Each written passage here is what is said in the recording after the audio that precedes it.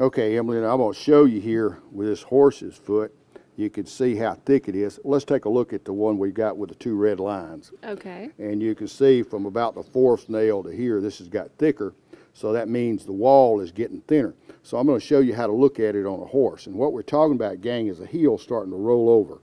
In other words, what we're trying to get the horse back, remember, Emily, is back just like he was the day he's born, except his foot's getting bigger. Natural. So we're going to look at this baby. Okay. And we're going to look at his foot first, and we'll see where the problem's at on it.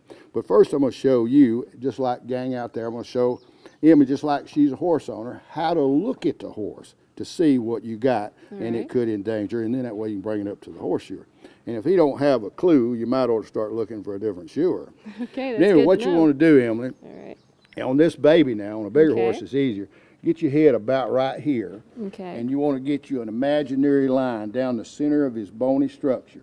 Okay. And then you look at his foot, and it should be more symmetrical, or one heel may be rolling under. See it? I see it.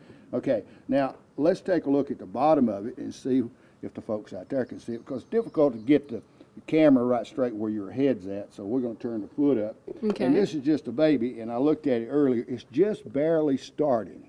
But if it's not, and they're taking way too much time about trimming him, and we take a look, and I have our lady to look at it, we'll look at it with the camera, see how long the little feet are. Okay. So they're taking, and really these babies should be trimmed about every 4 weeks, and you need a well-trained person to do a baby, because that's the most important part of the horse, because he's growing. It's sort of like, Emily, if we got a child and he's just starting to walk, and we put a combat boot on one foot and we put a tennis shoe on the other, his bony structure is going to start growing that way. Definitely. So it's basically common sense. So let's turn him around here a little bit. Okay. And then we're going to look at the bottom of his foot. And he's a little unruly. He's a baby.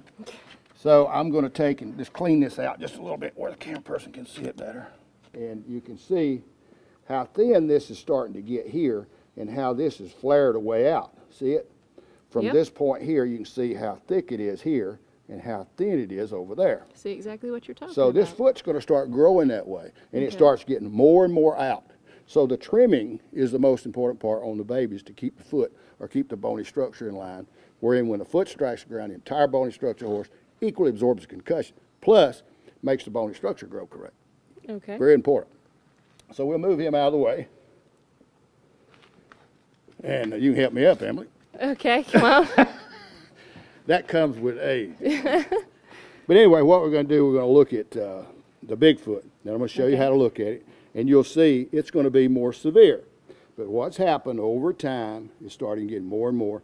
And then we're going to go to the anvil, and I'll show you some mistakes that are made in the shoeing process. But most of them are being made in the babies. Okay, let's take a look. Let's get right back and put your head here and look straight down and see what you see. I'm going to let you tell me what's rolled under. Okay. Well, it looks like right on the inside, maybe? Well, look close now. Remember, you want an imaginary line. And once you get your imaginary line here, you can see this side is more in than that side, isn't it? Yes. Or am I mistaken? Yeah, nope, you're Is right. it easy to see? It is. Now I'm going to show a Finnegan gauge. Okay. Let's take a look at that, because a lot of people can't see lateral and medial good, and they can't see the tubules good. But with this Finnegan gauge, and we'll show that where we draw a line down the center, because those tubules should be running parallel with the bony structure as well, because lateral and medial also endangers their life. So now let's look at the bottom. All right. Now this becomes a little bit more, and we haven't cleaned this foot out yet. So what we'll do, we'll take a break, get this foot cleaned out, and then I think you can see it more better. How's that? Sounds good. Hold with us, gang. Pull them mules in, we're going to be right back. All right, Emily, what we got, and I think this is important, we got the guys here that wants to watch, so we're going to show. I think one of the biggest problems, there's so many problems, I couldn't show them all in one show, but we're just going to show some simple stuff in a simple way, the problems on the shoe. The whole idea of learning or taking a forge class is to train the eye and hand coordination. But anyway, I put a center mark here in the center, because if you set that shoe and get it centered of the bony structure on, this is important, very important, because if you don't center it, it's like putting your right shoe on your left foot, your left shoe on your right foot. Sounds uncomfortable. It bet, and everybody should try that.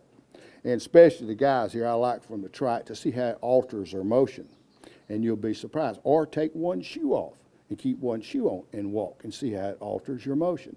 So little things alter the motion, but it also creates problem and makes the foot grow in a different direction. Okay. Plus, it can cause a horse to fall as well, just like me and you if we got in a hurry. We don't want that. Exactly. So what we're going to do, we're going to close our shoe just a tad because we need it closed. And on the opposite side, we need to turn the heels in. Now, here's where a big mistake is made and starts causing that. We turn those heels in just like that. Okay. Now, that steel has to go somewhere. Now, on this horse, this heel is starting to come under a little. So we turned it a little more. That means the horse is off. But when you turn that shoe, that metal doesn't disappear. It puddles up right there, and you can see it. See how puddle it is there? And the puddle here. Well, the shoer sees that.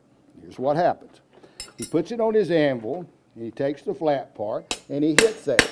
Then he turns it over, and he flattens it. And then when you look at the shoe, you can see there's a twist in the heel.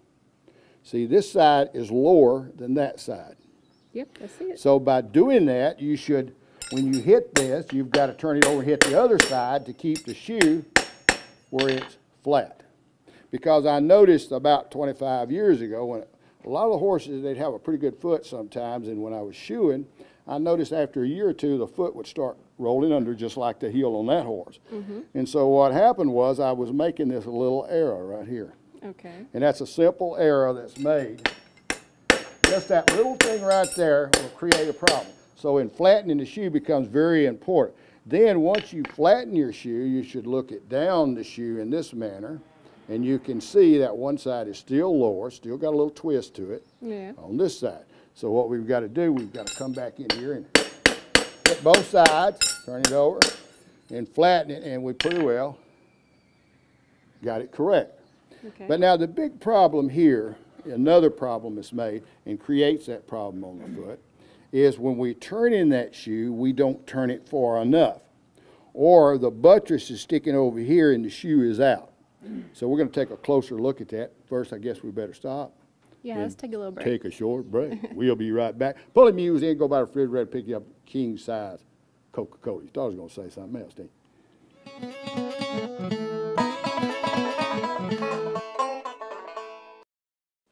Hey gang, I'm Ralph Casey. And I'm Link Casey. You know, as the owner of a farrier school, we get hundreds of letters for individuals that would like to see what goes on here.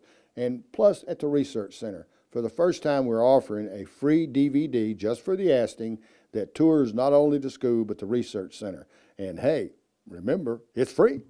It is. It's free. It's me.